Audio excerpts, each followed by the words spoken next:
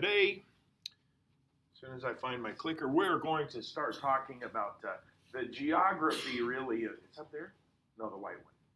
The white clicker. The geography of Fort Sumter or Charleston Harbor, because that kind of helps us understand why the Confederates were so eager to capture it and why it was maybe so easy for the Confederates to capture it. So we'll review that just briefly and kind of start talking about life for the Confederates and how quickly they go after Robert E. Lee to lead the Army of Northern Virginia. So when we divide up armies in the Civil War, a couple things that you need to keep in mind. Almost all of the soldiers, at least in the beginning, that fought on either side were, before the war, already soldiers. But they weren't Union and Confederate, they were American. So there's this kind of a difficult thing to figure out. If you're a soldier at a military academy, and that's where the officers would come from, and there were two major military academies in the United States at the time. One was West Point, which is in New York, and one is VMI, Virginia Military Institute, which is in Virginia. So soldiers at those military academies, when war breaks out or when the southern states begin to secede, those soldiers have to kind of quickly decide what side they're on. They are American soldiers signed up to fight for the United States military, but for some reason, the vast majority of students at both academies were Southern kids. Their fathers had sent them to these military academies to become officers in the military, and oftentimes they were well-to-do Southern kids, which means daddy had money. I don't suppose they were expecting war, but they wanted their kids to be leaders. So going to military academies teaches leadership. So when the war breaks out or when the southern states secede, they got to decide, am I an American soldier or am I a Confederate soldier? And oftentimes they determined that they were Confederate soldiers. So when the war first starts, it's kind of difficult because these guys were all comrades before. It's kind of like if you pick up in the middle of high school and you move to Bennington, your new allegiance will be to Bennington, but when you play against your old bros in Blair or your old sisters in Blair, you still have, it might be kind of tough for you. If it's a sport, you're still going to go for the kill because that's what athletes do, but then afterward, you're going to go shake hands and slap fives, and you're going to talk to your old friends because they are still your buddies. You have a respect for them, unless for some reason you hated everyone, and that really usually isn't the case. So that's kind of a difficult thing that America's got to transition with. And those soldiers fighting against Robert Anderson at Charleston, many of them had learned from Robert Anderson at West Point, including the leader, which was Pierre Gustave Toutant Beauregard. So then we're going to talk about Lee and how Lee makes a decision to become a Confederate officer instead of a Union officer. And then hopefully get to the point where we're able to talk a little bit about strategy. What does the word strategy mean, Talon?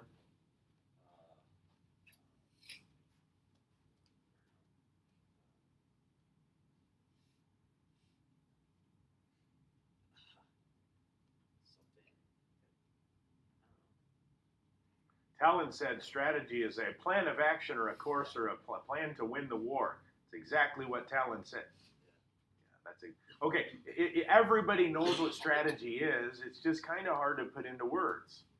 If you're playing a video game, you have a strategy. You know what you want to do. You have a plan to defeat your enemy.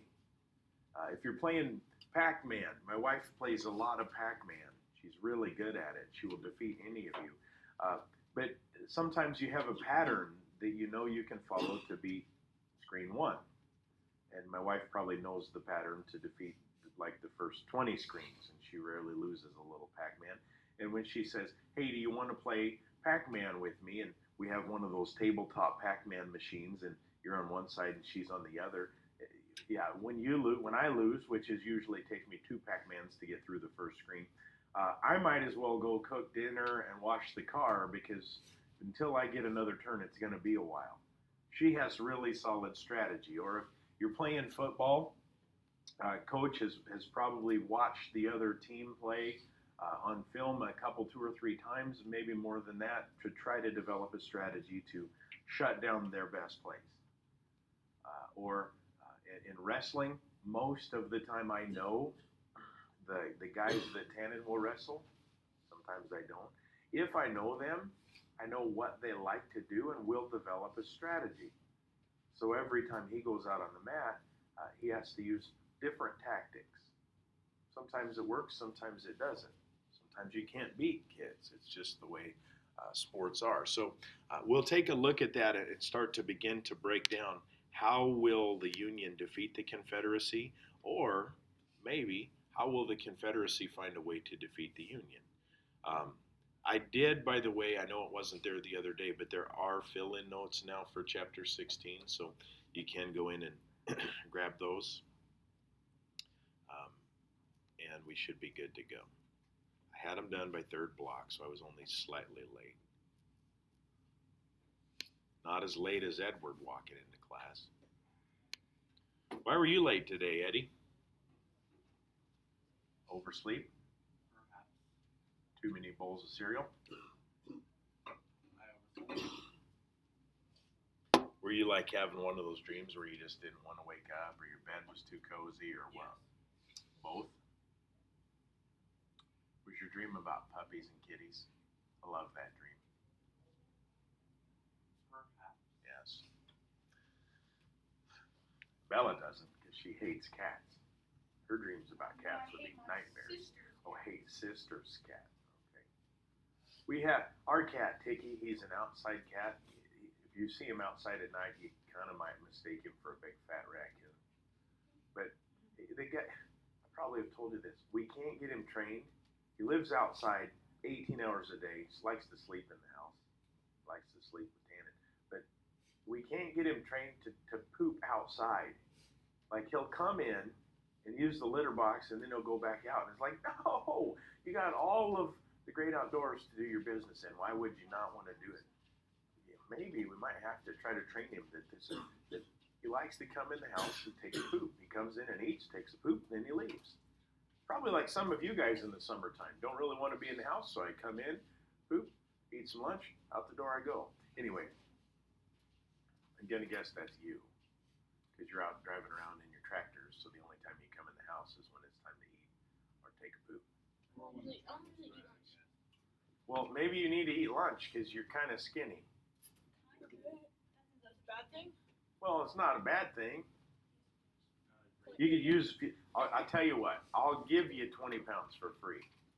I'm good. Then we'll both be happy. I'll be a little smaller, you'll be a little bigger. Nice, Jace. I give 20 pounds to Tannen. Anyway. Hey, it's Jace. Chastity was crying when you weren't here. I said, don't worry, he'll show up. He always does. Just kidding, Chastity. You weren't crying. I didn't see any tears. Okay, so remember, the Battle of Fort Sumter wasn't really a battle because how many casualties were there in 34 hours of shelling and over 40,000 artillery pieces fired? Really, zero. And I don't remember if I told you this, but did I tell you the story of the actual only real casualty? And I'm not talking about this guy that's killed afterward. Did I tell you that story? There's one man that was injured during the fighting, during the battle. Anybody remember how he was hurt? A cannon misfire. Yeah, that's afterward. A cannon misfire. So here's the only real casualty during the fighting.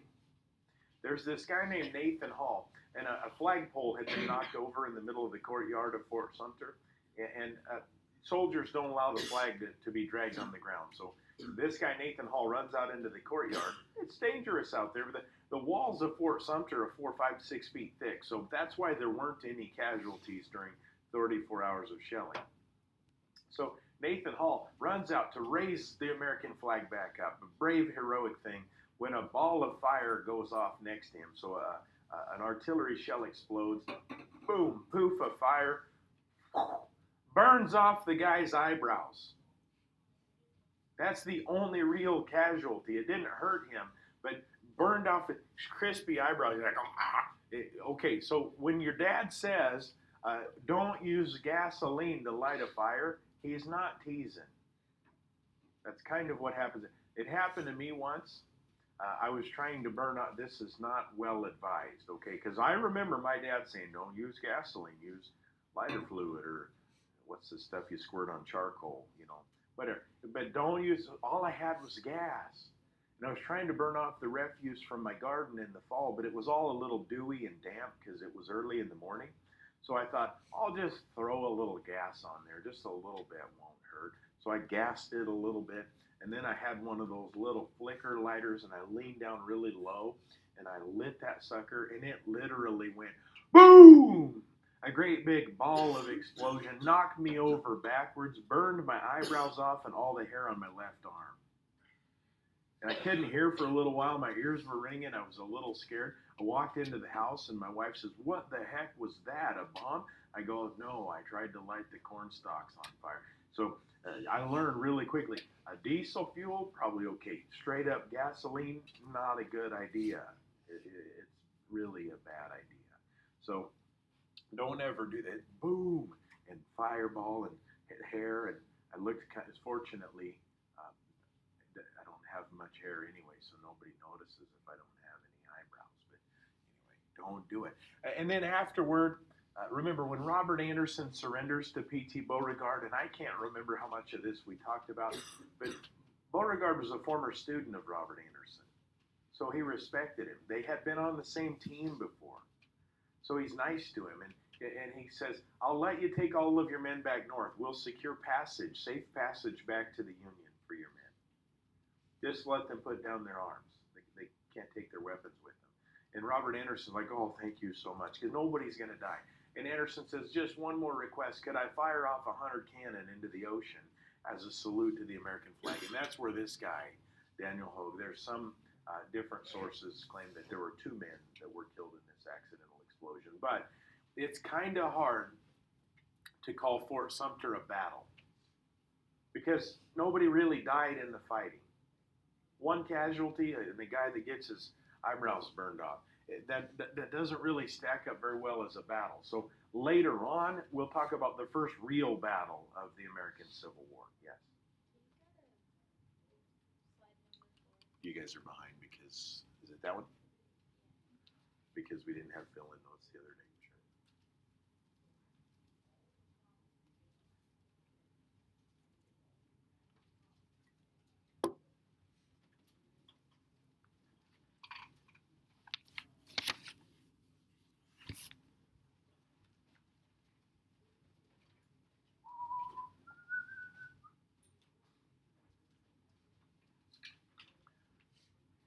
Good, good.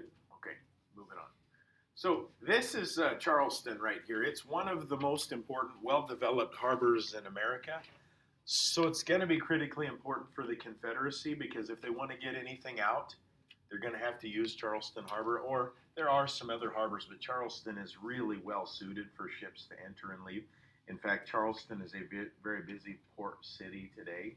So ships with international goods or trade goods come into Charleston, and ships exit Charleston all the time. If you visit, you see gigantic ships coming in. Otherwise, there are other ports, but they're pretty uncommon along the southern coast until we go over here to New Orleans at the mouth of the Mississippi River. Of course, it's great importance, but this has access to all of the Confederacy, so this is important. When we look at what the Union has to deal with, this is, I think I talked about how Charleston Harbor is sort of bristling with defenses. Because it's such an important port, they didn't want, potentially in the future, if the British ever decided to attack again, because they were still a little bit sketchy with us. We just had a war in 1812 with them, so it's not too big of a deal. But we got cannon all over the place. So Charleston is up here, right here, and this is the harbor to get to Charleston. So that when the Star of the West, that ship that's sent by Abraham Lincoln to resupply and reinforce the troops at Charleston, when it gets here, these Moffett Channel batteries and mortar batteries and Fort Moultrie open fire on the Star of the West, and it really quickly turns around and heads back out. Now, you see the red blocks, and all of them say battery, mortar battery, floating battery, point battery. A battery is a fancy word for like a boatload of cannons. Not literally a boatload, like a lot of cannon. So every time you see the word battery, there's a bunch of cannon right here. There's a bunch of cannon right here. Here's a fort. Fort Moultrie is the fort where Colonel Anderson was originally located. And you can kind of get an idea why he decided to abandon Fort Moultrie and go to Fort Sumter. Because he's going to easily be surrounded by Confederates here. Out here, it's a little more difficult. But all of those batteries are cannon. Here's another fort, Fort Johnson. So you got Fort Moultrie, Fort Johnson, and Fort Sumter. And then all of these cannon all over the coast. So the Confederates have control of everything except Fort Sumter. That's why they're able to lay siege to the fort and drop 40,000 artillery shells on the fort in 34 hours. Because all of this is going off. If you ever get an opportunity to visit Charleston, right up here, I think it's up here, we stayed at a hotel. I know if you're watching on the video, up the Cooper River, we stayed at a hotel a little ways away, and we had to rent a charter boat. So we had to pay, I don't know, 50 people on the boat probably with us, but we had to pay $20 a piece to take this boat ride out to Fort Sumter. It was really cool because you could see dolphins and stuff like that. My wife gets seasick, so she doesn't like boat rides. But you get to Fort Sumter and you dock, and then you get out and you can walk around. And there's tour guides that will tell you stuff, or you can just walk around on your own. I tend to go where the tour guides are because I always have questions. But it's really kind of neat to see what the situation would have been like. Right here where it says Castle Pinckney. What's misleading about this is Castle Pinckney is literally nothing. There isn't a castle there. In fact, that island, at least as I saw it, was probably the size of these two classrooms, Mr. Zurich's room and my room. It's obviously not big enough for a castle. So at one point, maybe there were some cannon there or something, but there was nothing there today. And you can still see if you go over here and visit on Morris Island, you can still see the Citadel batteries. They're still there. Those cannon are still overlooked. Obviously, they're not used for anything. They're just there for historical purposes. But this is why Charleston Harbor is so difficult for anybody to get into. Any ships trying to get into Charleston are going to probably fail. Any soldiers trying to take Fort Moultrie, which is going to be an issue for us later, probably the only time, well, for sure, the only time ever that we're going to watch a movie in history class is during the Civil War. The movie is called Glory. Glory is about a regiment of African-American soldiers called the 54th Regiment, 54th Massachusetts Regiment, all black soldiers with white officers. But it's a great movie. Has anybody seen the movie Glory? It's a great movie. You'll like it because I've showed it for 20 years and I don't think I've ever had students that say, that's a horrible movie. No, it's pretty good. How we watch it, I don't know yet. I don't really like the idea of watching it like, kind of like you're watching Martian and Science. I don't like doing that because I have to do it 7 times. And watching the same movie 7 times over a 2 or 3 day period, oh my gosh, that's so boring. So I'll probably see if I can set something up so one day we can pull all of the 8th graders together and stick it up on the thing and watch it. We'll see. That requires a lot of scheduling and a lot of cooperation with my fellow teachers. So anyway, we'll see. Fort Moultrie is an issue also.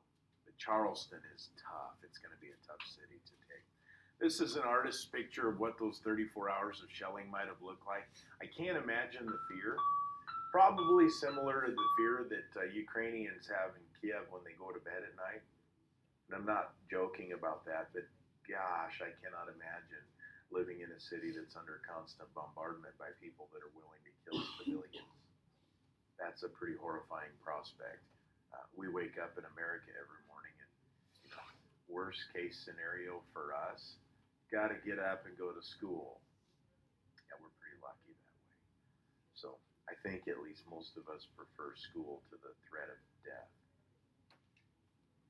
Maybe not. Maya's like, no, rather die. Maya loves coming here, by the way. She told me the other day that she wishes school was year-round and she could just come here every day in the summer.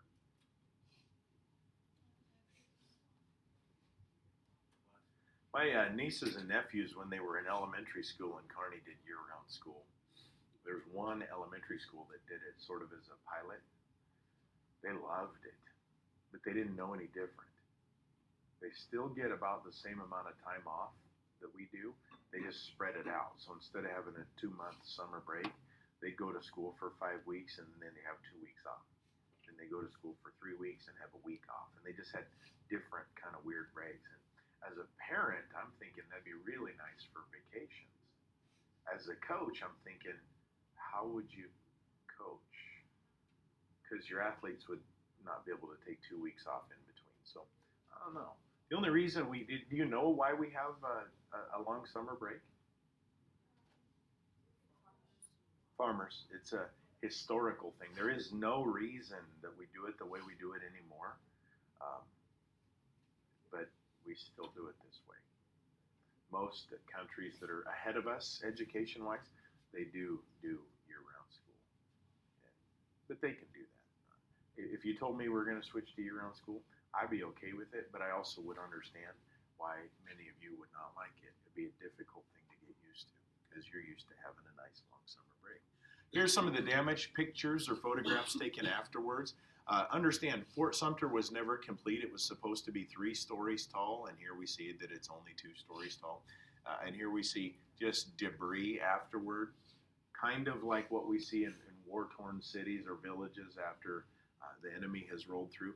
Look at this gigantic cannon, and here's a cannonball, and this dude just sitting there. Can anybody explain to me what's with the sideways fence? It looks like it's a fence that's been knocked over, but it's not a knocked over fence. It's that way on purpose.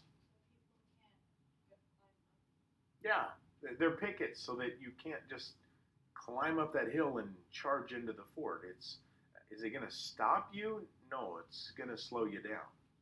Today, rather than using sharpened pickets like that, what tool would we probably use to protect our fortresses? Besides guns. They got guns in the fort too. I would have gone Barbed wire or razor wire would do the same thing. Is it going to stop an enemy? No, but it's certainly going to slow them down and cut them up. Mostly razor wire because it's got literal razor blades on it. Barbed wire, yeah, you could probably throw your coat down over it and climb over the top. But yeah, razor wire, it's going to tear you up. So we see a lot of the Now, I did tell you, I think the other day, that Fort Sumter is not accessible by land, but you can see as the tide is out that you probably could walk from shore to Fort Sumter, but it wouldn't be advisable. You'd be dropped in the mud. And what you can't see on here, because I was on this island, here's where the boat drops you off, and then you walk in, and this is the fort. The big black thing in the middle wasn't there at the time of the Civil War. But this whole shore is covered with jaggedy, sharp, nasty oyster shells and barnacles. And if you've ever seen oyster shells and barnacles, you wouldn't want to walk on them because they would tear you up. It would tear up the soles of your shoes, the soft rubber on the soles of your shoes. The black thing in the middle was added later. Fort Sumter was actually used as a fort. Not necessarily as a defensive fort, but it was used all the way through World War I and maybe even a little into World War II. I'm not sure about the history of when Fort Sumter was finally decommissioned.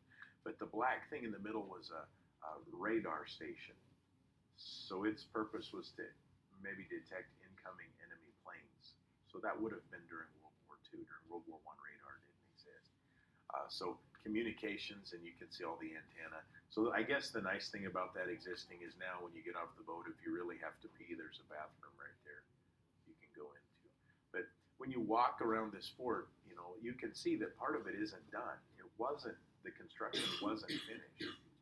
But then you also see it's pretty impressive. Like, this is the inside of the fort looking out.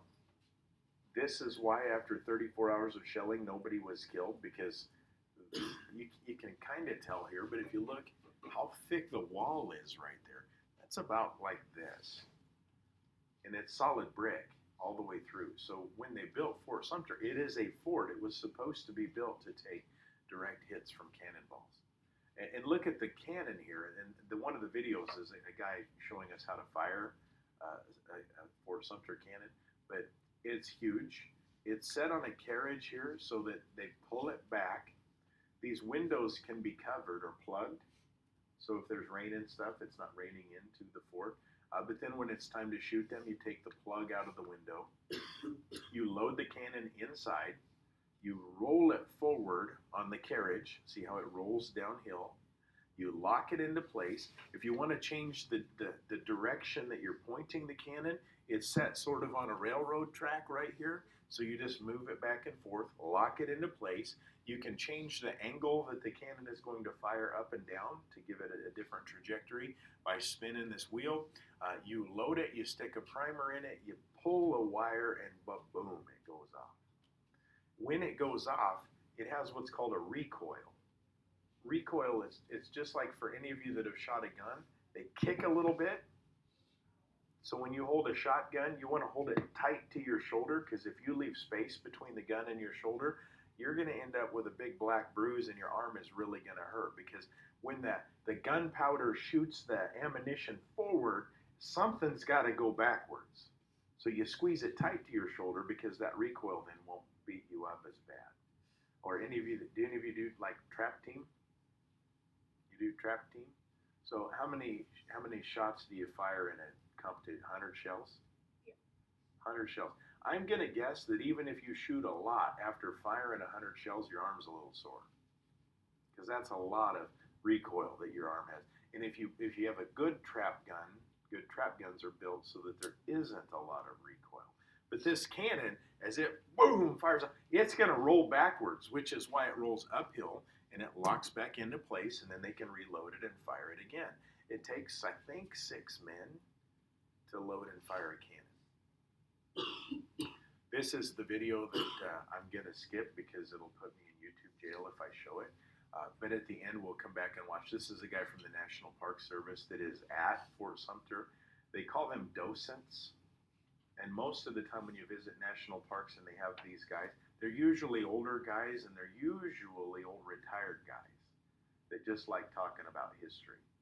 So you go to Fort Atkinson on the weekend and someone's talking about stuff, it's probably some old retired guy that's just telling the stories that he knows about the place. They know more than you and I do, so they have a great deal of value to us. Anyway, when we decide that this is a war, Abraham Lincoln immediately orders the call up of 75,000 troops. So he's going to demand 75,000 men register for service. But he only believes they're needed for 90 days. What does that tell us Lincoln thought about the length of the American Civil War was going to be? Going to be short. Only need you for 90 days. Now think about that in today's terms. If you join the military, what do you think the minimum enlistment time is for most branches? It's usually 4 years. How long do you suppose, if war broke out today and I signed up to fight, how long do you suppose they're going to spend training me and drilling me and teaching me before I'm actually sent off to fight? Couple months, probably at least, because they want to make sure I'm prepared. Now, during World War II, there were times we could get men ready to fight in 2 to 3 weeks. But today, that's a little bit different because the military is very high tech. So a couple months just to get ready. Well, enlistment was 90 days at that time, so we're just throwing men into the fire.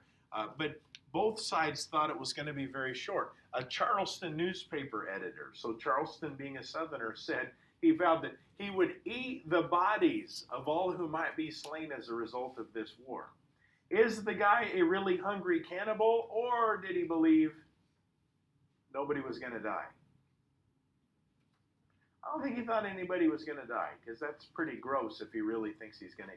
Or how about this guy, former U.S. Senator James Chestnut? I will drink any blood spilled. After all, a lady's thimble will hold all the blood that will be shed.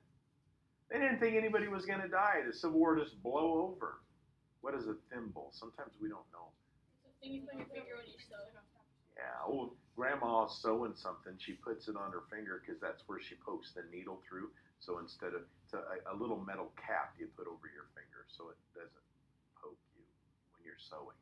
A lady's thimble is small. It's the size of a finger, the tip of a finger. So these guys don't believe anybody's going to die. So in order to prepare for battle, The South goes after Robert E. Lee. Actually, the North asks Robert E. Lee first, will you lead the Army of the Army of the Potomac? Now, a couple things to clarify. When I say they want Lee to lead the Army of the Potomac, that is actually George Washington's old army. So the North has a big army that's sort of the boss of the armies, and then they have auxiliary armies that are much smaller that take their orders ultimately from the commander of the Army of the Potomac. So we got the leader of the military in the United States, who is the top of the top in the U.S. military, and it doesn't matter what branch of service, who is the boss of the entire U.S. military. It's the same then as it is now. What do you say?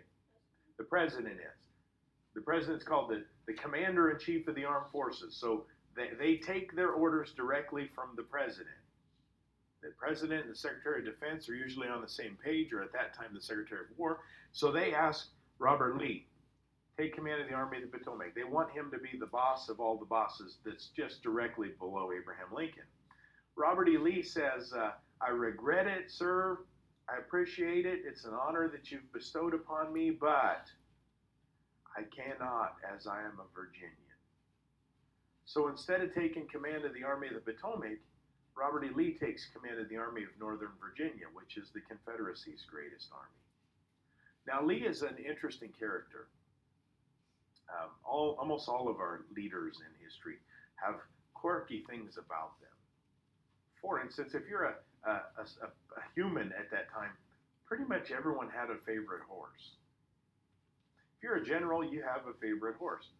His favorite horse, and I'll show you a picture of her in a little bit, I think it's her, was named Traveler. When his horse died, he had it stuffed. I think that's a little weird because, like, I've lost a lot of pets in my years and never had the idea that I should get one of them stuffed. I think that's kind of creepy. I just want to dig a hole and bury them. Or if it's a fish, flush it. Let it go to the sea. It's fine.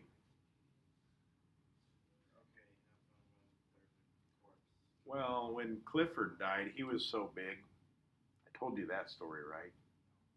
Yeah, he was the size of my fist, and for some reason, he was a goldfish. We got him when he was this big, and yeah, he grew a lot. It was Taryn's fish, and she was little, and when Clifford died, she was really sad, so we had a funeral. I told you this story. We had a funeral, and I remember it like it was yesterday. So Tannen, he's little, and Taryn, she's little too. We're standing in the bathroom, and I kerplop dropped the fish in, and I said, okay, Taryn, would you like to say a prayer? So she says a prayer for her fish.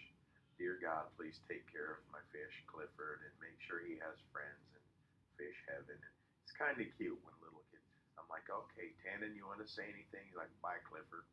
So then Taryn's like, Dad, you say. So I say a little prayer to Clifford, and then I'm like, all right, we got to flush him. Whoosh, yeah. A goldfish the size of your fist doesn't flush. It gets stuck in the P-trap in the back of the toilet. So I spent probably the next 2 hours with a coat hanger and a plunger trying to get Clifford to release and go to fish heaven. It was terrifying. It was horrible. Little fish, you can just flush them, but big fish, yeah, no, it was a bad idea. I should have just threw it in the dumpster or went and dug a hole, depending if it's winter or not. Anyway. So the people that live in our house in Lakeland now, there's a great big tree in the backyard just outside of our property in an empty lot. There are dozens of hamsters and fish, and it's like a little pet cemetery there. If someone's ever digging it up, like, what are all these little bones? Anyway, so Robert E. Lee has a favorite horse named Traveler. The dude didn't like slavery, but he was a Virginian first, so he wanted to fight for the Confederacy. How about this? I asked you at the beginning of the class how many of you had a pet, at least have had a pet that you cared about, and everyone raised their hand. That's good. Lee had a pet chicken. Now, we have chickens, and I like my chickens because they give me eggs. But to be honest with you, if I go home and one of my chickens is dead, I don't even really feel that bad. It's just a chicken. Well, here's the story on Lee's chicken. And this story, he has this chicken for almost 3 years. Yeah, it was important to him. So this chicken was brought into this Confederate camp. This is well into the war, so I'm a little bit ahead of myself. On a wagon, and the cooks, because they got to bring in chickens to feed the army, and the army is only as good as the cooks that feed them. So they're getting ready to butcher these chickens and feed the army these chickens when one of them escapes its cage and runs into General Lee's tent. They can't find it. They're like, imagine these soldiers chasing a chicken and he disappears. So like, meh, meh. So Lee, this chicken is hiding underneath his cot. He comes in after a long day of doing whatever it is that Civil War generals do, planning and scouting and training, and he's tired and he's hot, and he lays down on his cot and he hears chicken noises, and he's like, what the heck? He's exhausted. And he looks underneath his cot, and there's a little hen. And he's like, whatever. So he goes to sleep. Maybe even thinks he's dreaming. He goes to sleep and he wakes up in the morning and chicken noises, and he's like, oh my God, there is a chicken. And he looks under his cot, and his chicken actually laid him an egg. And Robert E. Lee's like, well, thank you, little hen. So he gives her a name. His chicken's name is Nellie. Throughout the war, she earns the nickname Nellie the War Chicken. That's pretty powerful. And he keeps her around, feeding her scraps and feeding her seeds and feeding her crickets and stuff like that. And almost every morning throughout the war, Nellie the War Chicken lays Robert E. Lee an egg, which is really convenient because the guy has breakfast every day. Not everyone gets that, and though it be one egg, and you and I would be like, one egg, what are you talking about? That isn't enough. It's a lot better than zero. So he keeps his chicken around. At one point, Nellie was lost when the Confederate Army was retreating from Gettysburg. Lee actually halted the retreat momentarily while people searched for his pet chicken. He wasn't going to leave her, no chicken left behind. That's kind of the mantra of Lee's army. Kept her for 2 years. May 4th, 1864, Lee, and this is toward the end of the war, things aren't going that well for the Confederates by May. Lee tells his cook, he goes, hey, later this evening I'm going to come by and I'm going to have a couple other generals over. You need to fix us something to eat. By May of 1864, the Confederate Army wasn't living off of meat. There really wasn't much left to eat except for maybe bread. So the cook now is under a great deal. By the way, his cook was a free black man. Maybe more evidence that this war isn't just about slavery, because any black man's not going to fight for the South. So he's like, what am I going to cook? Do I make spaghetti and meatball? Wait, don't have any meat. And then all of a sudden he's looking around and he sees Nellie the War Chicken. And he thinks, oh, a nice chicken dinner. So Lee and these generals come over and they're served this wonderful feast of a chicken dinner and potatoes and maybe some carrots or something. And Lee is like, this is great, cook. You did a great job. And the other generals are like, this is amazing. And then all of a sudden it hits Lee. Where would this guy come up with a chicken in 1864? He knows it's his chicken. Do you think the guy gets punished? No. After 2 years, a hen pretty much stops laying eggs. So like a chicken that's born today has all of the eggs it's ever going to produce are in it. They're just microscopic. And then as it gets older, those eggs develop and get bigger and bigger. And a good chicken will poop out about 250 or 300 eggs in a year. But by the time they're 2 or 2.5 years old, there are no or very few eggs left in them. So a chicken can live to be 6 or 7 years old, but they don't produce much after their second year. So laying chickens in facilities that just lay eggs, they don't keep old chickens. They turn them into chicken soup, which, by the way, a 2.5-year-old chicken would be really chewy. But I guess if you had nothing else for several weeks, no other kind of meat, it'd probably be pretty good. We do have those border states that we talked about the other day: Missouri, Kentucky, West Virginia, later, Maryland, and Delaware. They're critically important because they are slave states that remain loyal to the Union. Maryland especially important because if Maryland decides to break away, that puts the capital of the the capital of the United States in Confederate territory. So here's the line. The pink line is the line that's drawn between the Union and the Confederacy. The gray means they're slave states. So this map shows us Missouri, Kentucky, West Virginia in 1863, Maryland and Delaware are slave states that remain loyal to Abraham Lincoln. So Lincoln now has to be kind of careful because if he does do anything that's anti-slave or abolitionist, what's going to happen to those 5 states? They're going to secede. And he, again, really has to be careful because the capital of the United States, Washington, D.C., is located right there on the border between Maryland and Virginia. So he has to keep those states happy. That makes it really difficult for him to abolish slavery.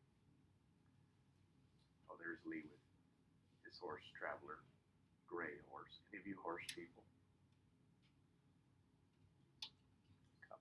Nice horse. I don't think I'd have him stop, but he's a nice horse. Couple other statistics about Lee. He's the son of a Revolutionary War general named Henry Lighthorse Lee. He's a graduate of West Point Military Academy. He graduated second in his class of 46. Now let me explain. Military academies, let's say you want to be a soldier and you think a military academy is the way in. If you go to a military academy, when you graduate, you don't have to start as the grunt. You're an officer. You're going to be a leader because you're going to learn tactics and techniques, and you're going to learn artillery and combat, and you learn everything that you don't learn at basic training. So people who go to West Point or Virginia Military Institute or the Air Force Academy or the Naval Academy, it is really hard to get into those places. Like our old principal, like 3 principals ago, Mr. Sides, his son went to the Naval Academy in Annapolis, Maryland. In order to get into the Naval Academy, they only allowed 2 students from each state in any cycle. So at any given time, there's only 2 kids from Nebraska in the Naval Academy. And to get in, his son had to demonstrate that he had the best grades. Doesn't necessarily mean he was number 1 in his class, but he was a really good student. He had to demonstrate that he was of best character. And he also had to have recommendations from 2 senators from the state of Nebraska. So can you imagine the quality of people that get into a military academy? It's similar-ish back then, but he graduates second. So somebody was better than him. But I want you to think about this. If there's only 46 students at West Point Military Academy and you graduate 46th, does that mean you're some loser? It just means you're 46th out of the 46 best people in that position. It might be a little disappointing to your parents that you finished last in your class, but it's not like last in the 8th grade in Blair. It's like last out of the absolute best in the entire country. That's not a bad spot to be. So second means this guy was by the book and almost perfect. To finish second in your class, you can have like 0 demerits. In the military, you get demerits for anything that's wrong. If your boots aren't shined perfectly, the officers give you a demerit. If your uniform isn't buttoned all the way to the top, the officers give you a demerit. If they do a spot check and your bed isn't made perfectly, you get a demerit. So what that means is Robert E. Lee was nearly perfect. He was good with his scores in his classes, and he was a perfect soldier. Do you guys remember Mr. Haith, our assistant principal last year, the guy with the short hair that walked around like a soldier? Well, he was a soldier. He was a command sergeant major, really high ranking, and served 2 tours in Afghanistan and Iraq. And when he was there, I said, so what was life like? And he goes, it was a little rough for me because I'm the guy that everybody hated. So when other soldiers would see Command Master Sergeant Haith walking by, they turn and go the other direction, because one of his jobs was to write you up and give you demerits, but he would write you up if your uniform wasn't right. So he had to be that guy, which maybe is why as an assistant principal, if you knew him, he was almost too nice.